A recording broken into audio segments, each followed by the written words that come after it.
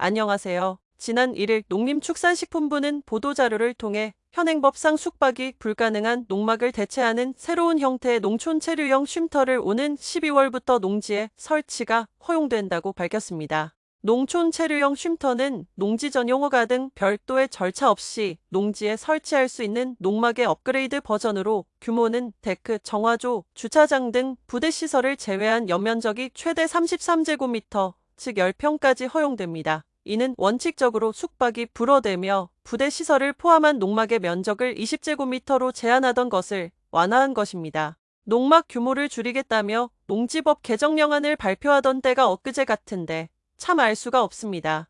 어쨌든 체류형 쉼터 설치 조건과 기타 사항을 알아보겠습니다. 농촌 체류형 쉼터를 설치하려면 다음 몇 가지 조건을 충족해야 합니다.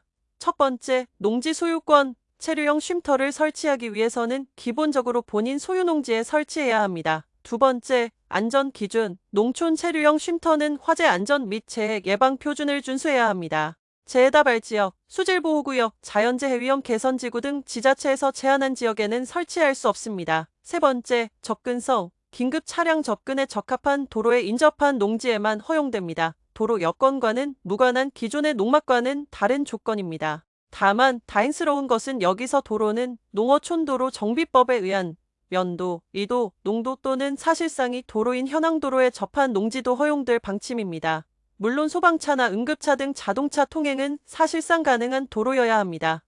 네 번째, 하수관리. 주변 농지의 폐해를 줄이기 위해 하수도법에 따른 적절한 하수관리가 필요합니다. 그 밖에 사용 기간을 보면 체류형 쉼터는 가설 건축물로 분류되어 내구연한을 감안하여 최장 12년 동안 사용할 수 있습니다. 3년마다 기간 연장 신고를 해야 하는 가설 건축물 특성상 연장 신청은 3회까지 가능합니다. 세금적인 측면에서 농촌 체류형 쉼터는 양도소득세, 종합부동산세가 면제됩니다. 취득세는 10만원, 재산세는 연간 1만원 정도 추산됩니다. 농식품부는 농촌 체류형 쉼터 지정지역 설치를 활성화하기 위해 농지법 시행령과 시행규칙을 개정할 계획이라고 밝혔습니다. 지방자치단체에서 단지를 조성하고 개인이 설치하든 또는 지자체가 쉼터 단지를 조성하고 체류형 쉼터를 설치해서 개인에게 임대할 권한도 허용할 방침입니다.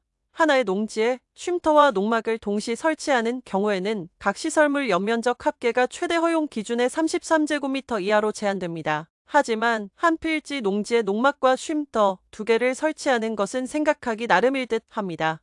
농촌 체류형 쉼터 설치 농지는 쉼터 연면적과 그 부속시설 연면적을 합한 면적의 최소 2배 이상 면적을 확보해야 하며 그 외 농지에서는 영농활동을 해야 합니다. 농촌 체류형 쉼터를 설치한 후에는 농지법에 따라 농지이용 정보 변경 신청, 농지대장에 농촌 체류형 쉼터 설치로 등재하면 됩니다. 정리하면 농지 전용허가 등 절차 없이 농지에 숙박 가능한 농촌 체류형 쉼터 제도 도입에 따른 농촌 경제 활성화의 실효성 여부는 크게 기대하지 않지만 농지를 활용할 수 있는 방법이 추가된다는 것은 분명 환영할 만한 일입니다.